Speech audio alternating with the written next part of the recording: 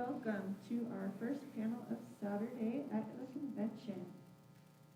Please welcome our interviewer, Amber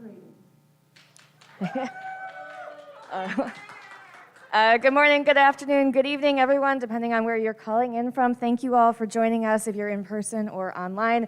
I am super excited to be interviewing our first guest for today, Stephen Ricks, who is a costumer tailor, has worked on several of the more recent BBC episodes of Doctor Who, so I am super excited to dive into that today.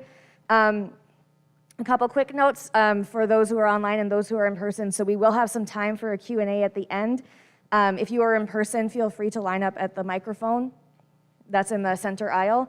If you are online, feel free to add questions in the chat on YouTube, and we'll be able to relay them to Stephen when we get to the Q&A question. So I'm going to dive right in. Stephen, welcome. Thank you for joining us all the way from the UK. Pleasure. How are you? Hope everyone's enjoying their convention. Yeah, I'm glad that we're starting. Yes, absolutely. Thank you. I'm glad that we're starting with you. So let's start with a little bit of an introduction, share a little bit about who you are and what you do, and help us get to know you a bit. Sure. Well, I mean, I've been a fan of Doctor Who since I was a very young child, watched it as a kid, and grown up and eventually now become a professional tailor, and I specialize in making replica Doctor Who costumes. That's super amazing.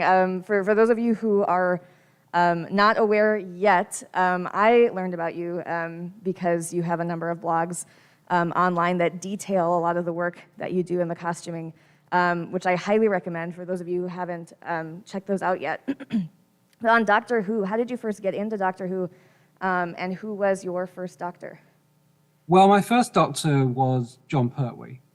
I mean, obviously. So I have just vivid memories of seeing those mannequins coming alive in the shop windows of the dress shop, and it affected me in such a way that when my mum was taking us down the high street, we'd have to cross the road to avoid a shop that had mannequins in the window because I was afraid they were going to come alive and get us. I think I was 5 at the time. That's amazing. And then obviously enjoyed watching Tom Baker, watched his entire era through to Peter Davison. And I think I got really quite interested in Peter's costume back in the day. To the extent my mum went to school with a guy who grew up to become a Savile Row tailor. He had a very unusual name. His name was Tommy Nutter. And Tommy, in the 1960s, made suits for the Beatles and the Rolling Stones. And you may all know him for doing the costume for Jack Nicholson as the Joker in Batman. And my mum said, I'll phone Tommy up and see if he can make this coat for you. So she managed to get hold of Tommy. And the price was just astronomical, so it never actually happened. I was so crushed that I wasn't able to do that. But then Colin Baker comes along, and I just get fascinated by his coat because I'd never really seen a coat that had been cut in such a way. It was just an amazing garment, and I was fascinated by the way the lapels hang down. So I was at college at the time, and I used my old school blazer as a pattern. I took it apart and used it as a pattern, and I created a version of the coat. In fact, that's it just there. I've still got it. I made that when I was 19, and I wore it. I was brave enough to wear it to college a couple of times. And someone who was like the head of the textiles department said, you should be doing pattern cutting and sewing and stuff. And I was like, I don't know about that. So I sat in on a couple of classes, but it never really went anywhere because it was way too late in my time at college.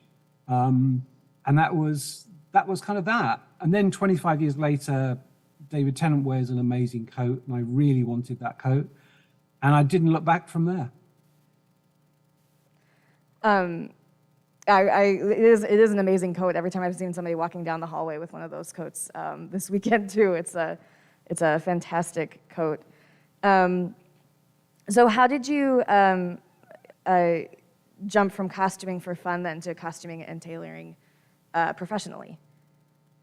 Well, I had made myself a David Tennant coat because I'd bought one off of eBay and it wasn't very good. And I thought I could do better than that because I used to use my mum's sewing machine when I was a child, kind of thing.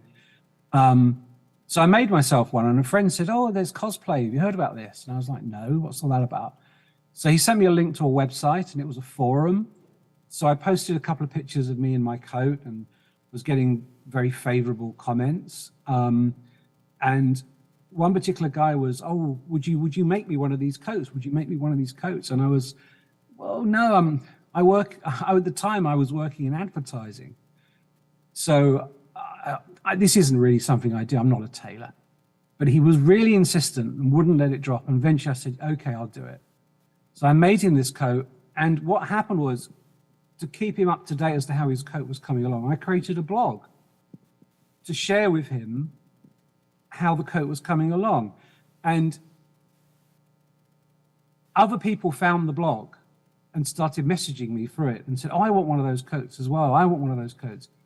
And I was saying, I'm not a tailor. I'm not a tailor. I'm just working in advertising. But this all then came about around 2008, 2009, when we had the banking crisis. And I lost my job. We got laid off and the company eventually folded. But I was making a couple of coats for people and I was doing little bits of freelance work. And I was getting more people asking me to make coats. And I thought, well, maybe this could be a new career. So I went about finding somewhere I could get some sort of professional tutoring on how to do tailoring and how to actually produce garments. And after doing some retraining, I was able to then do it as a full-time job. And since 2009, I've never had an empty order book. I've always had people wanting me to make stuff. And it's a combination of stuff that I've wanted to make. Clients will come to me and say, "Oh, have you ever made this garment?" I'll go, "No, but I'll have a go." And I'm now to the point where, yeah, you come to me and say, "Make me this." I go, "Yeah, fine, I'll do it." And it's really, really, really good. What I've really enjoyed in the blogs is the amount of detail that you've shared about the fabrics and the materials and things that you're using, which has been really interesting for me. So coming from becoming a professional tailor, starting in 2009, now in some of the more recent episodes, you've gotten to work with the BBC on Doctor Who. Can you share Yes. a little bit about what that journey has been like for you? Well, it all started really quite a while ago, about 2013. A chap called Robert Alsop posted a comment on my blog about an Inverness cape, which was not really the most popular thing to be writing about. And I kind of knew his name. I wasn't sure who he was. And then I realized he used to work on Doctor Who in the 1980s with the Sylvester McCoy era. He was like a prop and costume maker. He actually made the question mark umbrella that Sylvester McCoy carried. So he was, he was quite an interesting chap. And he had then gone on to have his own company, and he makes a lot of amazing work for film and TV. The amount of stuff he's worked on. He works a lot in prosthetics, fiberglass, leather. But the one thing he kind of was lacking was having a sort of a tailor. So he kind of almost headhunted me to say, could you take on freelance tailoring work? And I was like, oh, this sounds interesting. So to start with, I was just doing little odd jobs on TV adverts, little throwaway things in TV shows, making sort of costumes, but where they had like a jacket or something that needed to be a bit more from a tailoring point of view. So I got involved in those quite often, but it was a very good way of learning how to do things quicker and how to do things cheaper, so that you can turn stuff around. We were doing occasionally getting like a brief on a Monday and having to get it delivered by Friday. because they were Wow. filming on Saturday. It was that kind of turnaround deadline. And you learn challenges. You came across things, oh, I've never done anything like this before, but you'd find a way to do it. So it was a very good learning curve. And then I got an amazing opportunity to work on Bohemian Rhapsody. They needed a replica jacket that Freddie Mercury had worn for the lead star, Rami Malek. So I was recruited to work on that, to go away and have a look at this particular jacket, see if you can make a replica. And we did fittings with Rami, which was the most amazing experience. He was the most amazing guy to deal with. He was so nice, absolutely charming. So we made 2 jackets for that film. There's a particular black jacket that he wears at a party with these wide lapels. He wears it for quite a long sequence in the film, and that was the jacket I made. And then obviously Rami then went on to win the Oscar for Best Actor for his part in that film. So it was absolutely incredible to just ask, oh, can you make this jacket for Freddie Mercury? And then it ends up being an Oscar-winning production. And the actor wears one of my jackets when he's doing a performance that wins an Oscar. So that was incredible. Really wasn't expecting that. I then also worked on a new version of Wurzel Gummidge. I don't know if anyone remembers, back in the 1970s, John Pertwee used to play a scarecrow called Wurzel Gummidge. Well, Mackenzie Crook, who's in the Pirates of the Caribbean films, he's done a new version where he's like the writer-director, and he plays Wurzel Gummidge. So I did the costume for the lead on that. And the costume designer on that was Howard Burgeon, who had done the tail end of Matt Smith's era of Doctor Who. And he created the first look for Peter Capaldi. So I was working with a Doctor Who costume designer in a kind of one-to-one kind of basis. So, he'd give you feedback as to what he wanted. You'd make suggestions. You'd go, oh yeah, that's a great idea. And so it was quite a sort of collaboration. It was really amazing to have that chance. And then one day, just out of the blue, I get a phone call from Robert, and he says, oh, how about, would you like to work on a long-running popular science fiction television series? And I thought, okay, I wonder what this could be. And yeah, it was series 12 of Doctor Who. And they wanted a military-style costume for a particular character. And I've been doing a lot of military-style stuff because Rami Malek's costume was like a military jacket. Wurzel Gummidge's costume is like a military-type jacket. So I worked on the Queen Sarika in Nikola Tesla's Night of Terrors. So that was like a military jacket, and it was made out of a green moleskin and had all these great big buckles across the front, sort of frog fastenings. I put a lot of work into it. I mean, it was one of these things where you get a job to work on Doctor Who itself, and you just throw yourself into it. But I mean, a lot of it you couldn't see because there was like a big shoulder thing that she wore, which covered up a lot of the costume. And it was filmed in very dim lighting, so you couldn't see much detail. Filmed either extreme close up or a long distance, so you couldn't really see a great deal of what I'd done. But it was there, and it was just incredible. And I was able to go along and actually do a fitting with the actress who was playing the part, which was great. It was just sort of, this is my dream job. This is what I've always wanted to do since I thought maybe I could be a tailor back in 2008, 2009. And then after that, I then got another call for Series 13, which was a very different experience because by that time, we'd gone into the pandemic and they were shooting in lockdown with all sorts of procedures to cover them for COVID. So it was all done by sort of remote. You were getting told what they wanted to do. They'd send you pictures, send you cloth, and you just make it at home, and then they'd send a courier to come and pick it up. So it was a pretty sort of long, so it was done at sort of arm's length, which was a shame. But then they gave me the design for this costume, and they said, "Oh, how much cloth do you think you're going to need?" And I looked at it and I thought, well, probably about 3 meters, something like that. And then they sent me the measurements, and the measurements were for this chap called Johnny, and he's 7'2". I thought, do you mean 6'2"? No, 7'2". Chest 56, with an inside leg of 40 inches. Now I've got a photograph. I hope I can show you this. Right.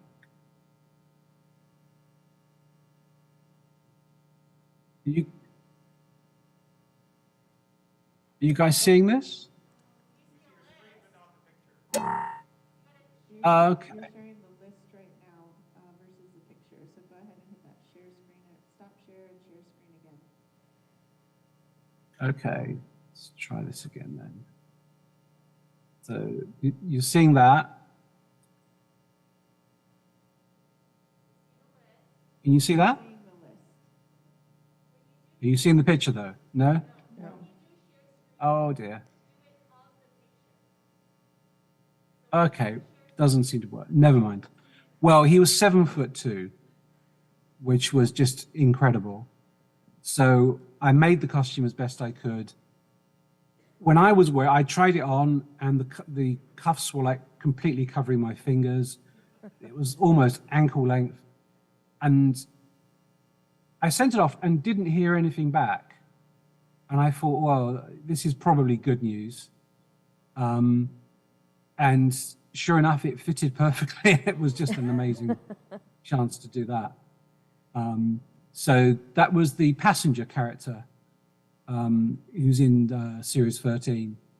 And then there was another phone call and they said, oh, can you work on this?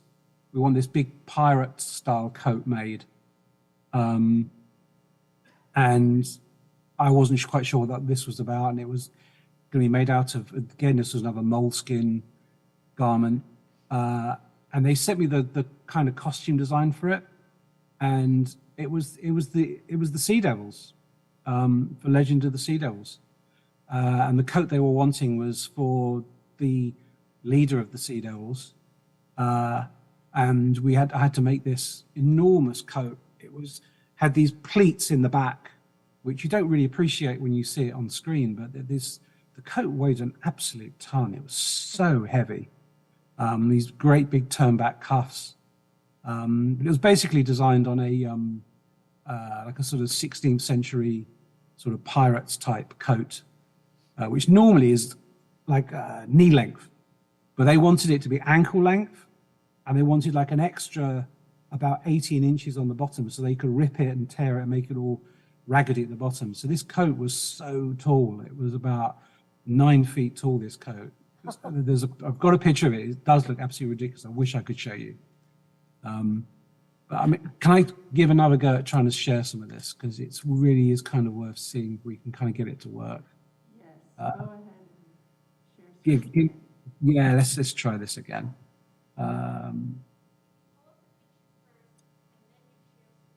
So you can see those. Yes, we see your list. But you're not seeing this picture. Not seeing Okay. the preview. If Right. you click share again, try to Yeah. just click the screen. Ah, here we are. Can you see that? Right. So what you can see here is on the left is the pattern, where you can see all the dotted lines of the pleats, and then on the right you can see the coat with all the pleats inside there. Can you guys see that? Yeah. Great. Okay, so that's all the pleats at the back that are there, but so you can't really see in the episode. And then if I can call up the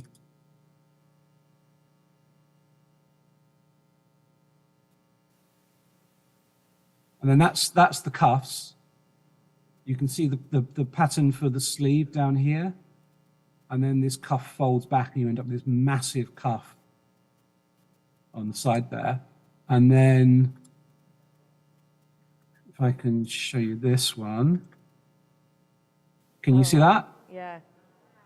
I had to put my mannequin on a little table because I couldn't get it tall enough to be able for it not to like trail on the ground. That's how long this coat was. And then I can show you, this is the coat being broken down. This is where we're adding all the, there's all the sort of seaweed and stuff on there. And I got roped into adding on all these little bits of netting, which is it's like a hint at the original 1972 Sea Devil costumes. But all these urchin things on here, they're all made of rubber, and they're all then sort of glued on. And then the final one, you can see here, that's it in the final episode. So I made the coat there for that Sea Devil. So there we are. But you may have noticed I've called everything Gilbert. We were all under these NDAs. No one was allowed to talk about the fact the Sea Devils were coming back. So I was a bit nervous about accidentally letting slip. So in the original episode, there's a brief comment where someone refers to one of the Sea Devils as a green Gilbert. So I used Gilbert as my code name for the Sea Devils. And even when I sent my invoice in, it was Green Gilbert at the top. So yeah, so I was trying. Even now, I still can't bring myself to put Sea Devil. I always put Gilbert. That was how I've always known that character. And do you want to see Freddie Mercury? Yes. Yes. Okay. So just to give you an idea, so this is a picture of the real Freddie Mercury wearing the jacket that I was asked to make. So that's the reference that I was given. And then I then made just the jacket part of it. So that's the jacket that I made. And then the prop department created epaulets to go on the shoulders and the medals to go on the front of the lapels. And then I got a picture here. It opens. Come on. There we are. That's Rami Malek at one of the fittings. You can see the jacket under there that I made, and then those are the epaulets and everything that's been added, and the lanyard on the side. And then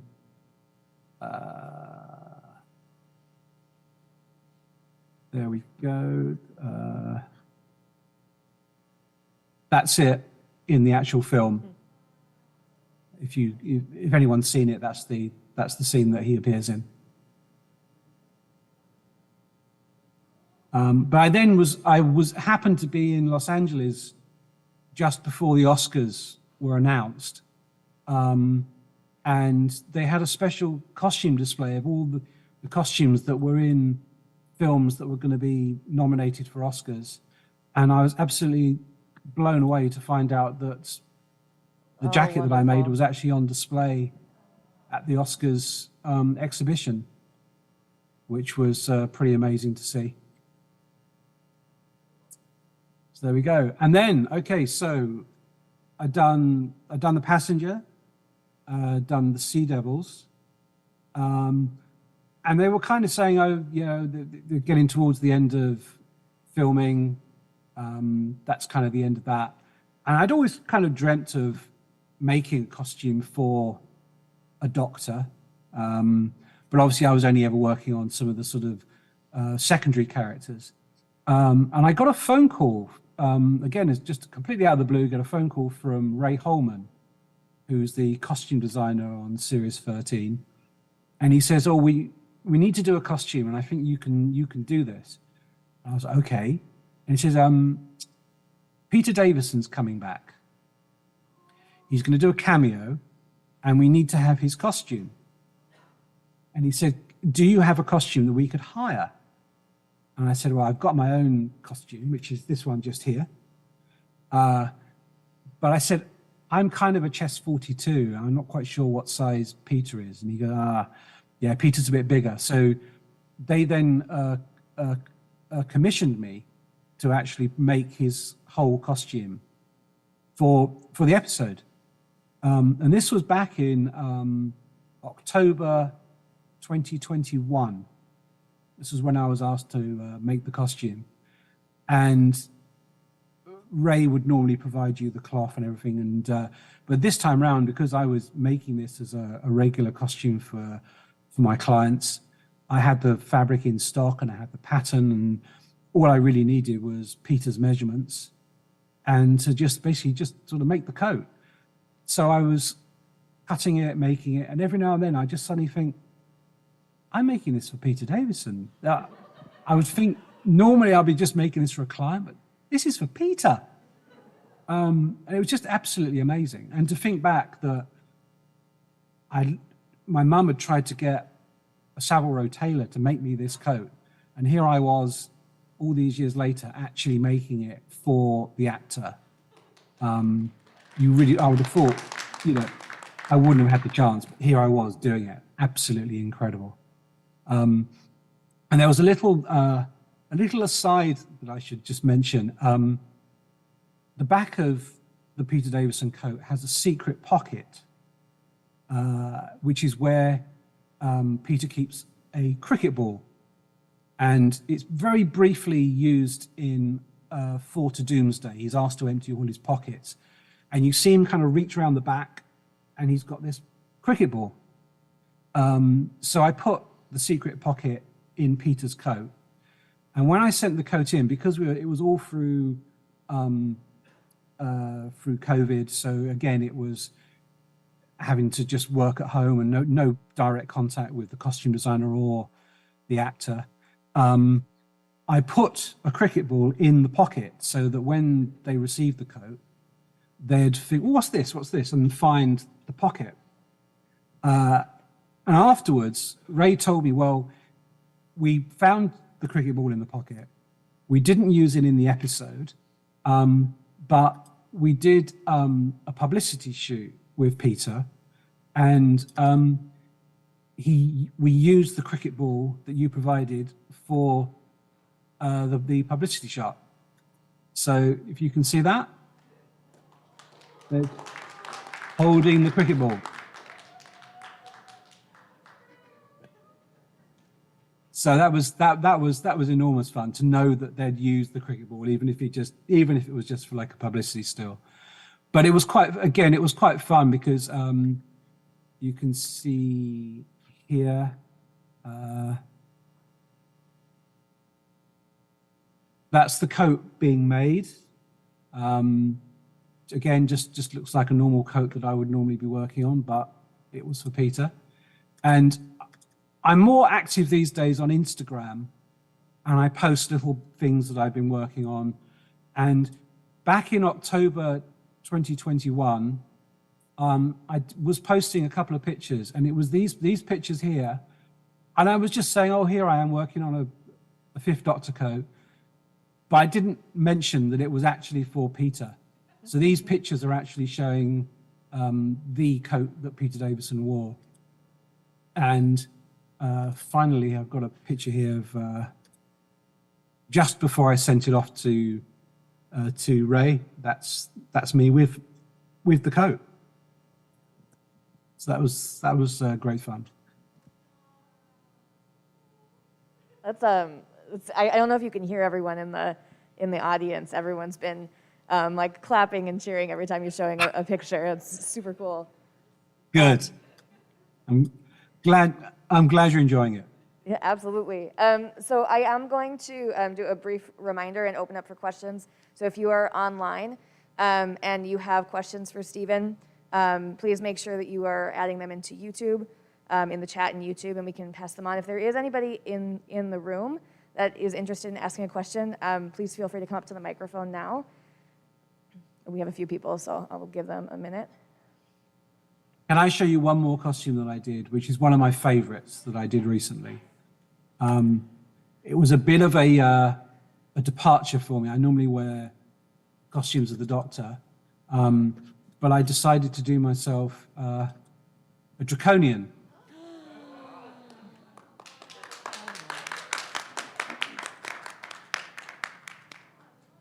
I got a better photograph. Hold on, let me show you. Not that one. No, hold on. This one here. You'll love this picture. I love this picture. Oh, nice. That was great fun to do. The mask was actually painted by one of the guys who did the Sea Devil masks for the episode for Legend of the Sea Devils. And I made like the costume part, and some of the props, around here, the sort of gold trim and whatever, that was done by another chap who worked on the masks for Legend of the Sea Devils as well. So it was kind of like a little sort of reunion, because they'd done the masks for the costume, I'd done the coat. And so we kind of sort of collaborated again on this draconian costume. Because I loved the draconians. That was one of my favorites from John Pertwee's era. I thought it was the most amazingly simple mask, but incredibly effective. And I just thought it just enormous fun just to sort of do something a little different. So I wore that to Gallifrey 1 last year. And I just had enormous fun because no one knew it was me. I'm kind of known for doing the Doctor's costumes, doing this and doing Colin's costume, Peter's costume. So no one guessed that it was me, and I was kind of sort of strutting around dressed as this draconian, having enormous fun with people. It was really good. Oh, that's wonderful. All right, I'm going to open it up to questions in the room. Please feel free to step up to the mic, and then Stephen should be able to hear you. Hello. First Hi. of all, did Peter keep the jacket, or does the BBC have it? And my main question was, when making a jacket like Colin's, do you just stumble across the fabric and know it will be right for the jacket, since it's such a patchwork, or is that something that you go out hunting for the specific patterns? Oh, yeah. Okay, so on Peter's costume, when he had the fitting, the very first fitting, it fitted him so well. He said, I love this costume. He said, can I keep it? And part of the costume was made as a commission, the coat and the trousers. But the shirt and the jumper were on a hire basis, so they had to come back to me. And after filming had finished, Ray Holman contacted me and said, Peter wants to keep the costume, so would you be willing to sell the shirt and the jumper to Peter? So I ended up doing it as a direct sale to Peter, so Peter's now got the costume. And he's been doing conventions where you can get a photo with Peter and he's wearing his costume from Power of the Doctor. And then you asked about the fabrics for the Sixth Doctor coat here. A friend of mine actually owns one of the original coats.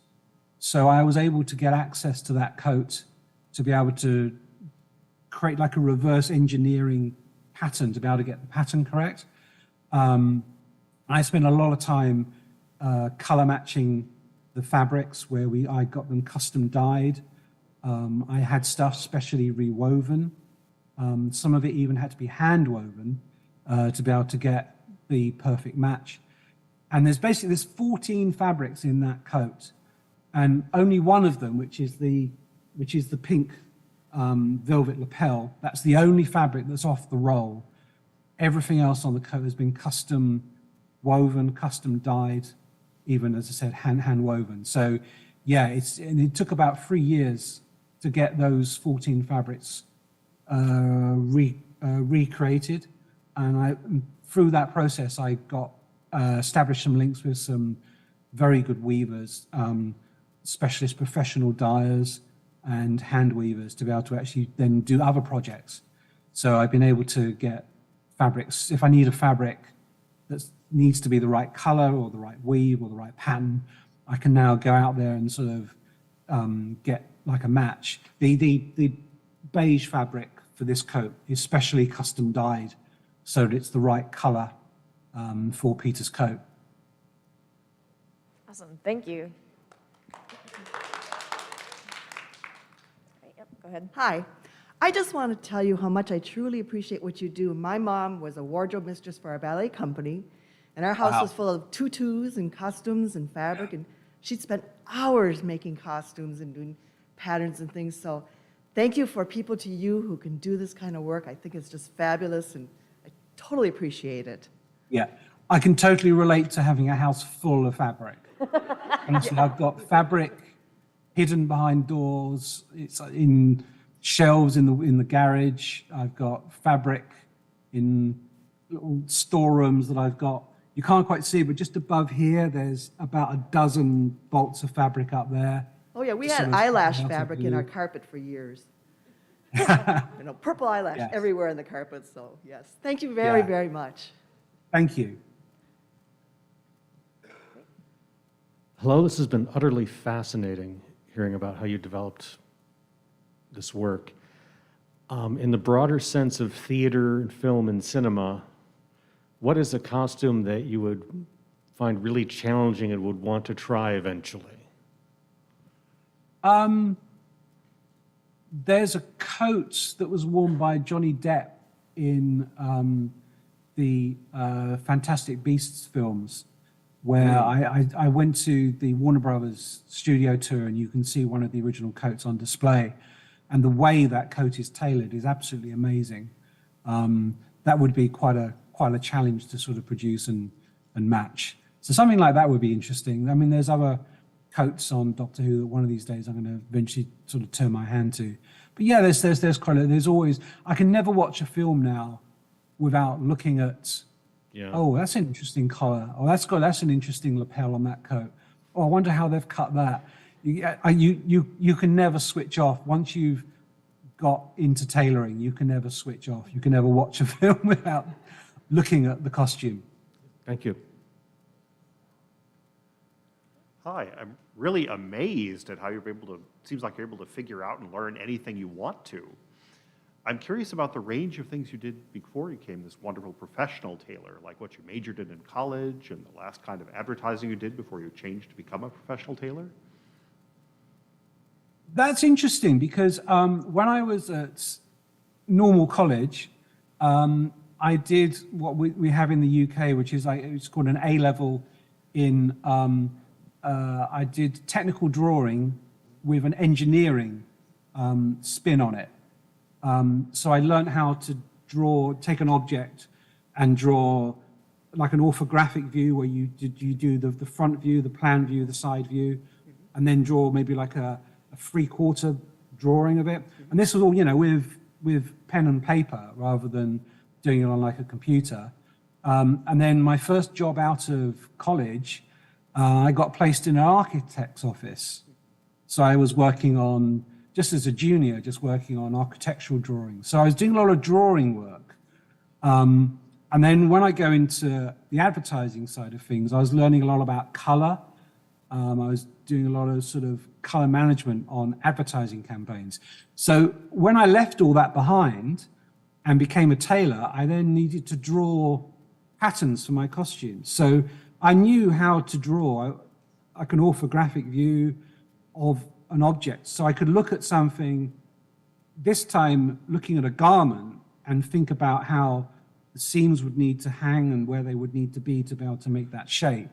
And when something doesn't quite fit, I can now look at things and think, oh, okay, yeah, I need to let it out here. I can take it up there to be able to do that type of thing. And then when it came to doing the Sixth Doctor costume, my eye for color came in very handy for that.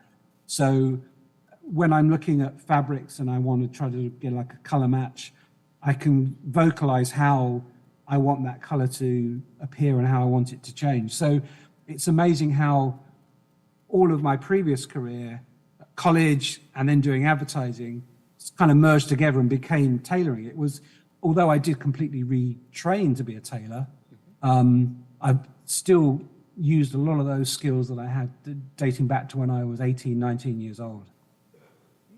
Well, thank you. Awesome. No Thank you. problem. It does look like we have a question online, so I'll go to that one. Our online question is, what's your favorite fabric or textile to work with? And what's your least favorite? Okay, repeat it.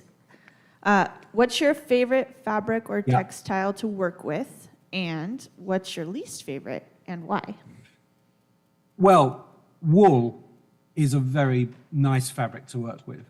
And when you see a lot of costumes, particularly stuff like the BBC have done in the 70s and 80s, they used a lot of wool back then. And I can understand why, because it's got a good structure to it. You can sort of manipulate it, you can stretch it, you can change the shape of it, and you can sort of get away with a lot of things. It has a lighter weight, but yet can have a sort of stiffness and bulk to it. Whereas when you start using like a cotton, that's got no give at all. It can be quite harsh. So you can't stretch things as easily to fit round a shoulder or something like that, the way a wool will. So a cotton is not that great. And cotton velvet is the worst. Everything about working with velvet is a nightmare. Because you've got to have the fabric one way up because it has a nap to it.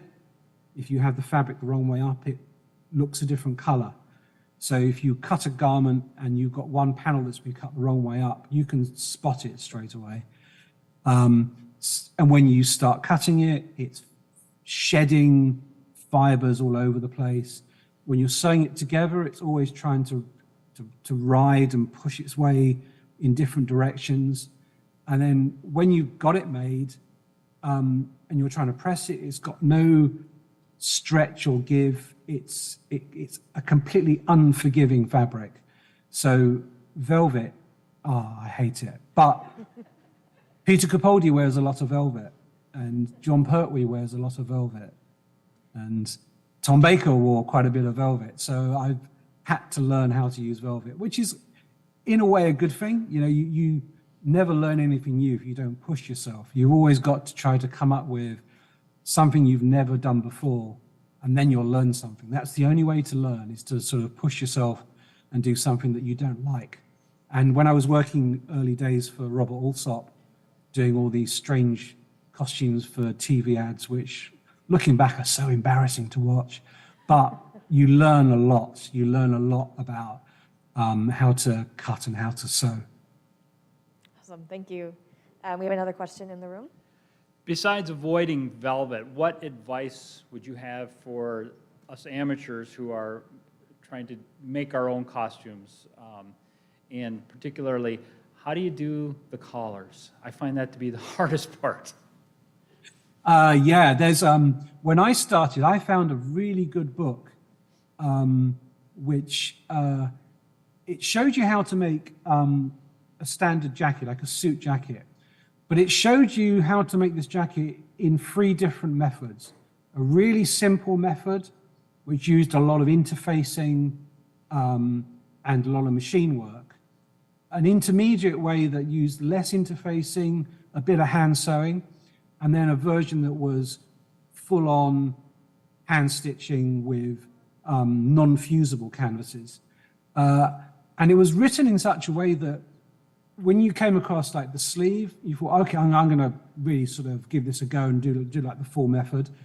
But then you came to the collar, thought, oh, I'm not sure about the collar. You could do it in a way that was a bit simpler. So this book was very good. And as I was like starting to sort of do different things, you thought, okay, well, maybe I'll try the intermediate way of doing the collar this time around. So you could get like a very good result. It was a very good book back in the day. But collars, I can agree, yeah, collars they for a long time controlled me, and I wasn't controlling the collar. So it took a while for me to sort of crack collars. So if you're having problems with collars, you're not alone. Everyone has problems with collars. But yeah, there are books out there which can be very good at showing you how to do that kind of work. Awesome, thank you. Were there any other questions online or in the room? Yep. What costume are you wearing now? The coat looks sort of like Sherlock Holmes, but I'm not an expert cosplayer. I don't know. I'm wearing John Pertwee's costume from Curse of Peladon. So it's an Inverness cape and a velvet smoking jacket. Yeah. So if I take that off, you can see the jacket a bit better. This is basically the jacket he wears in The Three Doctors. You may have seen it from that. So there you go. Yeah. Awesome. Can you talk? I'm sure everyone else in the room and online too has been looking at all of the amazing coats behind you. Can you talk a little bit about the coats and? Sure. This is the new coat that David Tennant's wearing for the 60th anniversary special. I tracked down the exact manufacturer of the fabric. So this is made from the same fabric that made David Tennant's coat. And then back here is that's the Colin Baker coat that I made when I was 19. So you can see what I did back then. Yeah. And then back here,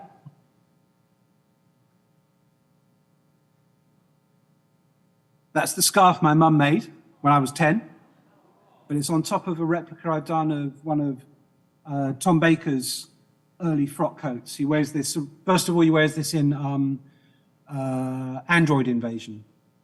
So you got that. And it's made out of a hand-woven Harris tweed with the elbow patches on there. Wonderful. And if you look just up here, the whole time Drac has been watching us, the draconian head.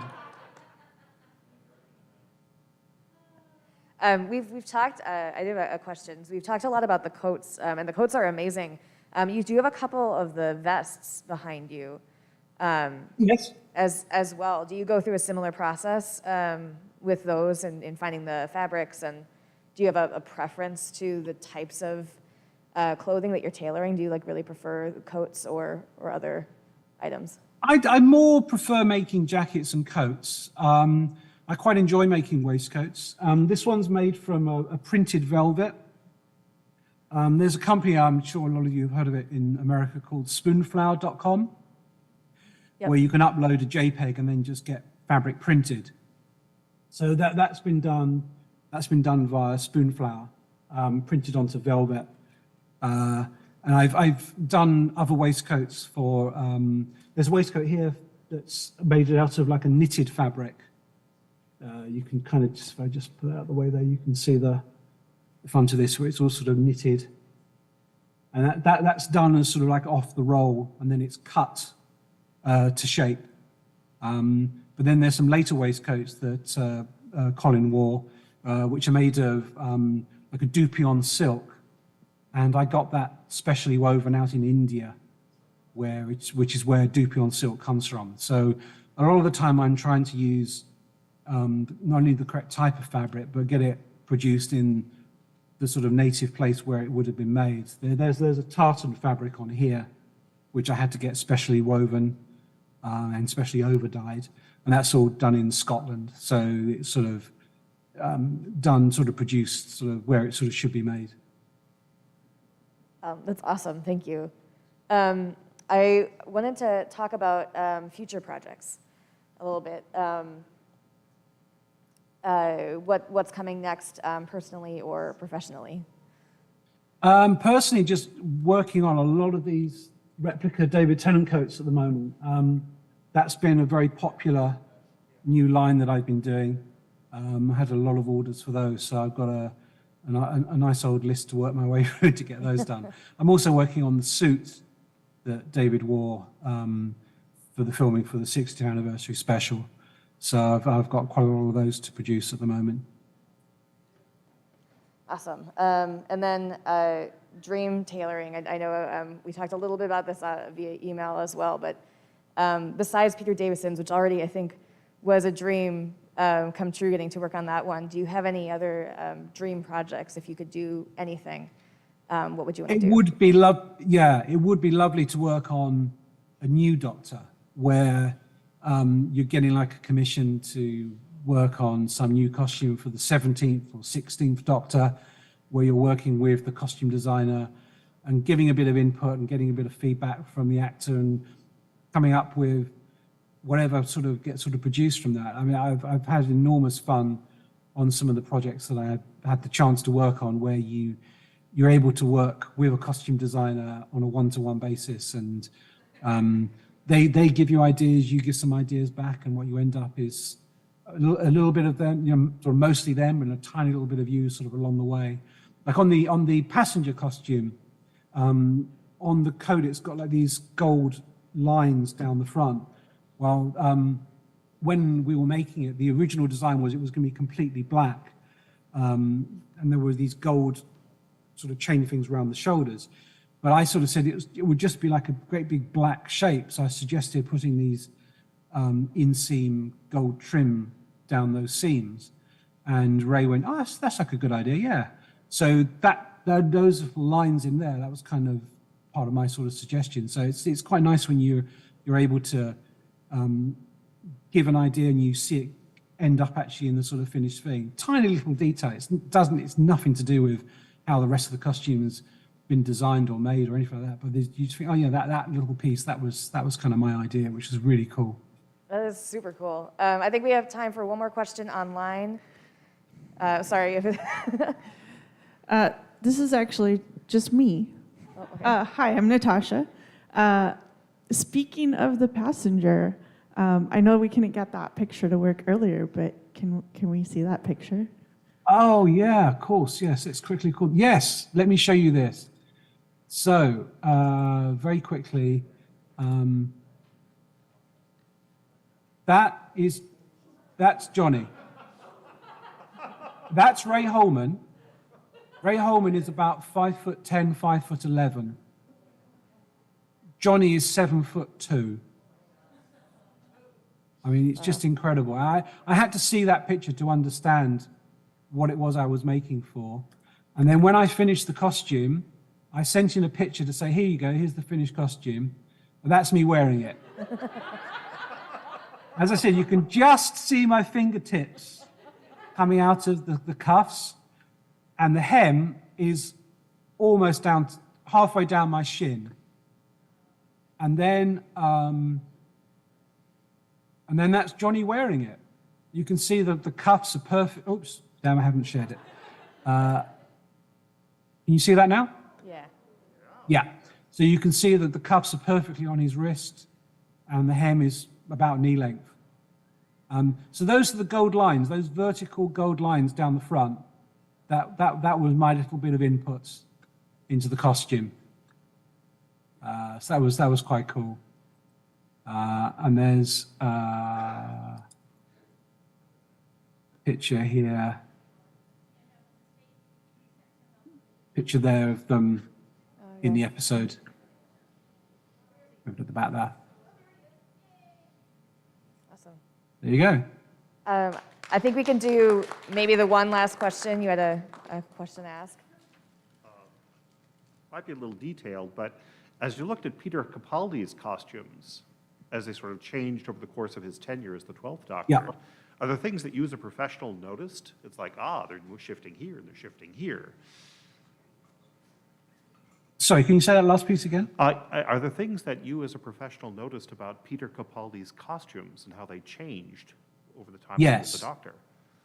Yes. The very first coat that he wore, I noticed that the notch, the lapel notch, was really, really high up, which is very unusual. I didn't think it looked very nice in that respect. It didn't. There were certain proportions and positions where a collar notch or lapel or the width of a lapel should be. And that really didn't seem to, that kind of grated on my eye. And then the following season, they got a different tailor to make his costume. And the notch was a bit lower. There was a bit more flair on the shape of the coat. And you could straight away tell that a different tailor had been working on that. And kind of looking at it and looking at the shape of the collar, I kind of recognized the tailor as being the same tailor who had worked on Matt Smith's tweed jackets. And sure enough, it was him. There's a tailor called Chris Kerr who works in Soho in London, and he made Matt Smith's later tweed jacket. He did the purple frock coats that Matt Smith wore. He then did as I said, the second version of Peter's blue navy coat, as well as the velvet versions. And then he did Jodie Whittaker's coat as well, the sort of long coat with the hood. He did that as well. But you can kind of recognize almost like a handwriting sometimes in a tailor's way they cut a collar, or the way they will shape the lower part of a jacket or a cuff or something like that. It's amazing how you can recognize that in a garment. Thank you. Pleasure, my pleasure. All right, thank you. So I think that brings us to the end of our panel. Thank you, all of you who are in the room and all of you who are online who joined us. Thank you, Stephen, for joining us from the UK. If you are a VIP, we are going to have a meet and greet with Stephen. If you're in person, it's the big room at the far end of the panel hallway. If you are online, you should have the link that you need to access to join us. Up next in this room is an episode commentary with Sophie Aldred of The Curse of Fenric, Parts 1 and 2. Thank you all, again, everyone who's here, and we hope to see you around the con.